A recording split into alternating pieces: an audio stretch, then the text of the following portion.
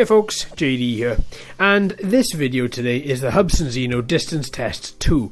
So a few weeks ago when I was down in Devon for the Easter bank holiday, I decided to go to a secluded cliff and fly the new Hubsan Zino, get a bit of distance out of her, see exactly how she responded.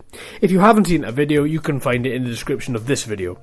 So just to recap, we went out about 250 meters.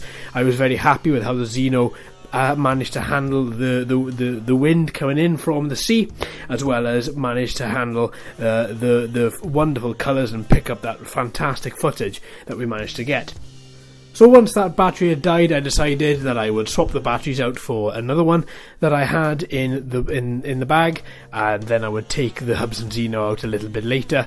So as dusk was falling, I decided that was a perfect opportunity to play with a couple of the video presets in the Hubsan app, and I decided to choose the sun setting app, and I decided then to alter the camera angle slightly just to get a little bit more light into the lens, as we were losing light quite rapidly. Then from there I decided to just go out on a gentle distance flight and see if I could get a little bit more distance out of her. So here I wanted to see, because the Hubsan Zino has got a 1 kilometer FPV relay range as well as a 1 kilometer control range, I wanted to see exactly how far I could get it, until I thought, you know what, I can't see it, let's bring it back. So I got it out this particular flight to over 422 meters, which is just over 1400 foot, and I was very happy with how she handled. I found that as the night was drawing in, that the wind and any sort of environmental factors were dying down, and the Hubsan really came into his own.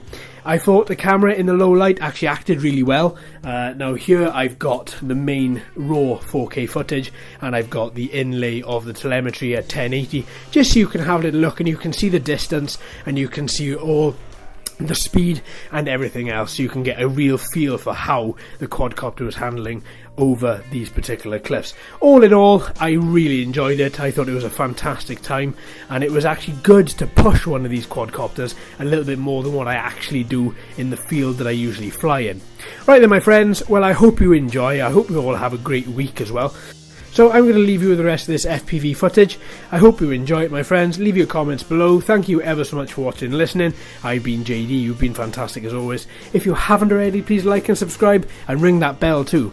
Hello and welcome to all the new subscribers. I hope you're enjoying the channel. So until next time, my friends, happy flying.